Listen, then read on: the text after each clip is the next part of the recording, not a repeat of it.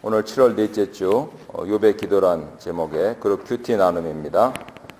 지난주 말씀도 받으신 거 서로 나누시고요. 초신자들이 있을 때는 조그만 꽃을 심을 공간이 있을 때 특별히 14장에서 여러 생명이 태동하고 또 반복하고 하는 그러한 이야기들이 나오니까 1년생 화초를 심을지 아니면 다년생 화초를 심을지 어떤 선택을 할 것이냐 서로 나누시면 좋을 것 같습니다.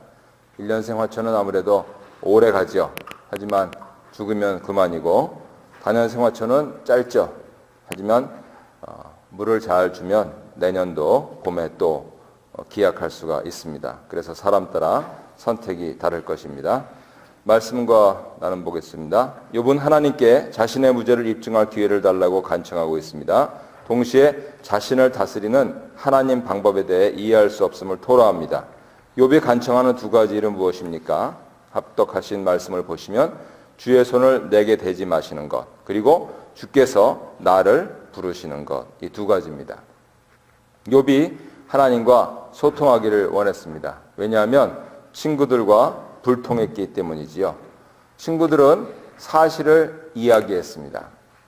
그런데 친구들은 사실을 상황에 맞게 이야기하지 못했습니다. 근데 소통의 방법에는 사실을 솔직하게 얘기하는 겁니다. 그런데 착한 사람이 솔직하게 얘기하면 사람 죽입니다. 많이 경험하지 않으셨습니까? 아들한테 치여서 있는 시어머니한테 며느리가 어머니 저 섭섭해요. 이렇게 나오면 아무리 사실이고 좋은 얘기라도 그게 들리지가 않는 법입니다. 지금 욥과 친구들의 대화가 그런 상황이 되었던 것이죠. 그런데 우리 하나님께는 그게 가능합니다. 사실을 사실대로 그리고 아주 솔직하게, 그래서 오죽 솔직하면 토설한다 라고 하는 그러한 용어까지도 씁니다. 하지만 특별히 유교 정신에 투철한 우리 한국 기독교인들은 소통을 하는 것보다는 불통은 아닌데 이게 보고처럼 되어 있어요. 이렇게 하니 이렇게 해 주십시오 라고요. 그래서 보고까지 좋은데 요구까지 한다는 것입니다. 지금 욥이 하나님께 드리는 기도를 요구라고 생각하지 마십시오. 욥처럼 당하면은요 아무도 에이 하면서 그 하나님에 대해서 부정할 사람들이 거의 전부입니다. 그래서 물론 자유주의가 팽배했던 18세기, 19세기 사람들, 특별히 로빈슨 크루소 그거를 읽어보면은 G.O.D 이거를 무인도에 남겨진 크루소는 바꿔서 부릅니다. D.O.G. 참남한 말이죠. 하지만 이것이 이 세상의 세태입니다.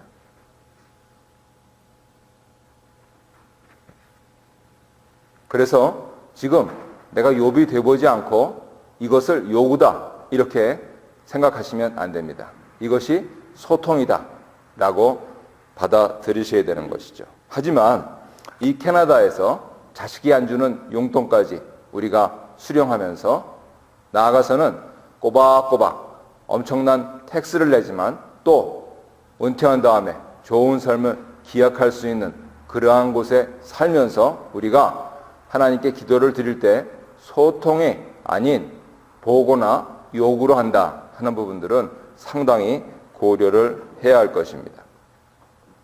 그래서 김 목사가 새벽에 뭔가 좋은 얘기 했는데 잘 기억이 안 난다 하는 걸 위해서 이렇게 정리를 해드릴게요. 알파벳 순서대로 하시라는 겁니다. 소통, 영어로 하면 뭡니까? 소통, communication. 보고, 영어로 하면 뭡니까? report. 또 요구, request. 이렇게 하는 겁니다. 그러면은 R보다는 C를 먼저 해야죠.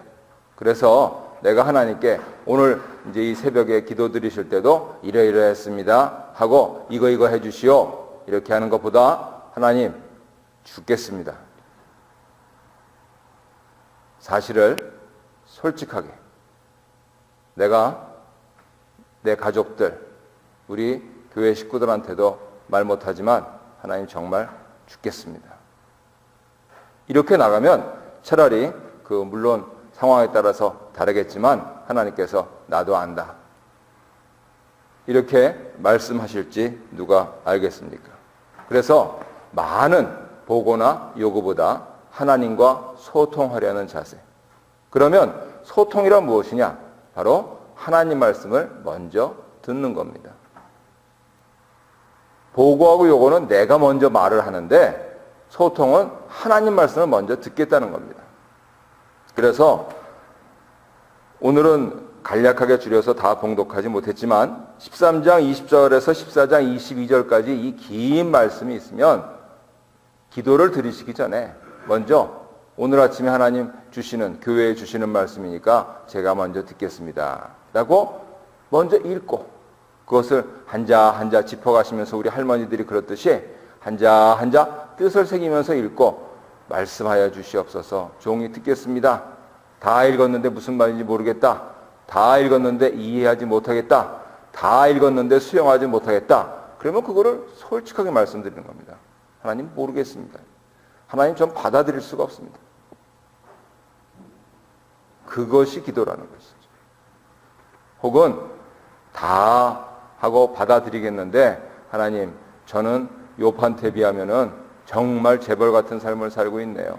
그러니까 그냥 입 딱 다물고 조용히 하나님께서 주신 분복을 누리면서 살겠습니다.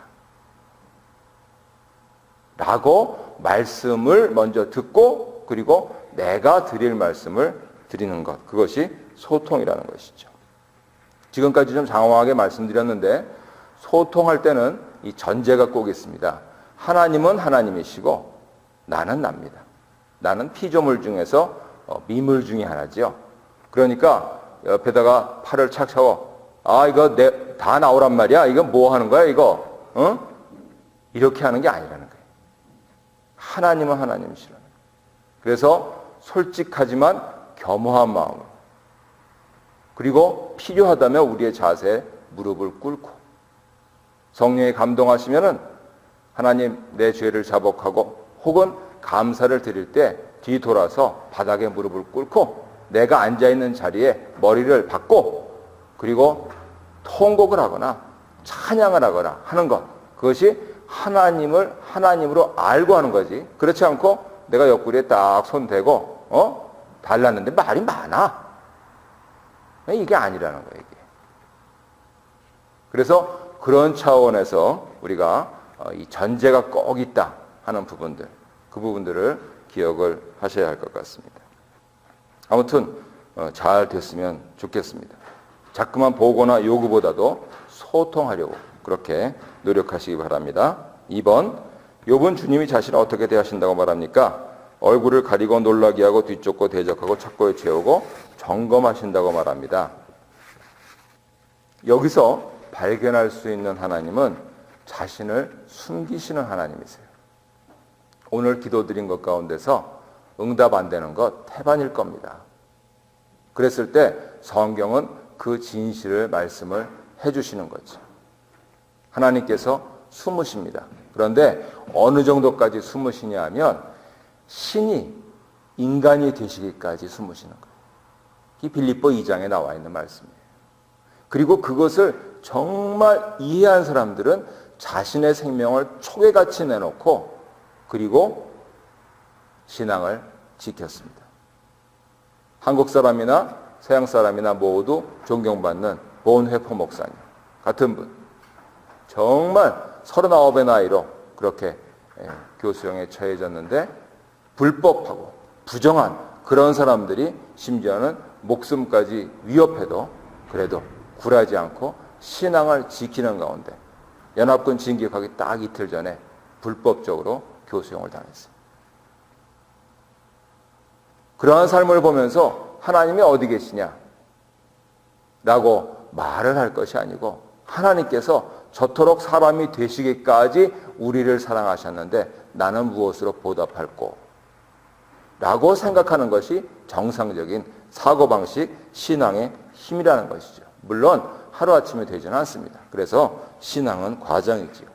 분명한 것은 어제보다는 오늘이 나아야 되지 않습니까? 오늘보다는 내일이 낫고 그것을 기억하면서 신앙생활하는 거지 그냥 그렇게 아무 생각 없이 하는 게 아니라는 것이죠. 그런 점에서 다시 어떻게 내가 하나님과 소통해야 할까라고 하는 이 중차대한 문제를 욥기는 우리에게 도전하고 있는 것입니다. 그냥 1장, 2장 읽고 42장 읽으면 끝날 일을 왜 길게 3장부터 41장까지 두시느냐 하는 것. 정말 긴 과정이라는 것이죠. 인생 짧죠. 하지만 인생 짧지 않습니다. 지난한 과정입니다. 그 가운데서 적어도 하나님 보시기에 내가 신앙의 발전을 이루는 것. 그래야지 삶의 의미가 있다 하는 것이죠. 2번 끝에 문제 보겠습니다. 그래서 인생의 무상함, 절대적 한계를 지닌 인간 존재가 하나님 앞에서 얼마나 작은지 욥은 깨닫고 여인에게서 태어난 사람을 어떻게 묘사하냐면 생애가 짧고 걱정이 가득하고 꽃과 같이 자라나서 시들고 그림자같이 지나간다고 묘사합니다. 이 세상은 자꾸만 희망을 주면서 불가능한 것이 가능한 것처럼 착각하게 합니다. 그것을 이 지필하신 목사님은 희망 고문이라고 썼더라고요. 희망 고문. 아주 멋진 그러한 모양을 가진 사람이 아주 그냥 찬란한 옷을 입거나 전혀 거의 옷을 입지 않고 손짓하면서 이리로 오라고, 여기가 천국이라고 얘기하는 것. 그냥 그게 진짜인 줄 알고 달려가서 내가 어떻게 좀 돈 좀 모아야지, 내가 어떻게 좀 높아져야지 라고 하면서 끊임없이 그 없어질 것을 추구하는 삶, 그것을 희망 고문이라고 이렇게 불렀습니다. 하지만 현실은 어떻습니까? 가족 때문에, 교회 식구 때문에, 상황 때문에 불편함을 겪고 혹은 절망 상태에 빠지는 것, 그것이 인간의 조건입니다. 그렇다면 진정한 희망은 바로 우리가 믿는 대로 십자가에 있을 수밖에 없습니다. 오직 십자가에서만 우리의 가짜 희망이 결국은 인간의 절망인 것으로, 죽음보다 더한 것이 무엇이 있겠습니까? 드러나고 그 죽음을 넘어선 부활의 그 가능성을 바로 거기에서 보기 때문이죠. 그래서 십자가만 생각하면은 모든 것을 이길 수가 있습니다. 어려서부터 배가 아파도 십자가 붙잡아라. 머리가 아파도 십자가 붙잡아라. 그 철없는 사랑에 끙끙끙 앓아도 십자가를 붙잡아라. 라고 그렇게 들려주셨던 부모님 말씀이 이제는 조금씩 이해가 되기 시작하는 것이죠. 오직 십자가를 통해서만 참된 희망 그리고 현실적인 절망이 바르게 해석되는 것입니다. 그래서 욥은 주님을 이렇게 묘사합니다. 사람의 희망을 끊으시고 사람을 영원히 이기셔서 떠나게 하시고 쫓아보내시는 분으로서. 다시 한번 욥의 상황을 생각하시고 전혀 희망이 없는 절망 상태인 것을 기억하시고 지금 이렇게 드리는 것은 우리처럼 편안히 누워서 배 두드리고 있는 사람들이 드리는 것이 아니고 욥과 같은 글자대로 제3세계에서 혹은 기독교가 탄압받는 그러한 나라에서 지하에 꽁꽁 숨어서 여러 사람도 아니고 자기 혼자 눈물로 하나님께 통곡할 수밖에 없는 그러한 사람들만이 드릴 수 있는 기도다. 그래서 우리 입장에서 이것을 해석할 때는 역으로 돌려서 오직 하나님만이 해결하실 수 있다. 지금 내가 그저 온 몸에 장애가 하고 온 몸에 중증이 들고 한 것이 아니고 그저 손톱 밑에 있는 가시 같은 이 한 가지 때문에 그냥 온몸을 부여잡고 엄살을 부리고 있는 상황에서는 그럴 지경이라도 하나님께서 해결하실 수 있다 라고 하는 그러한 노래를 하고 있는 것이다라고 해석하는 것이 옳습니다. 아내한테 달려가거나 아는 사람한테 달려가는 것이 아니고 하나님께 달려가야 된다 그것이죠.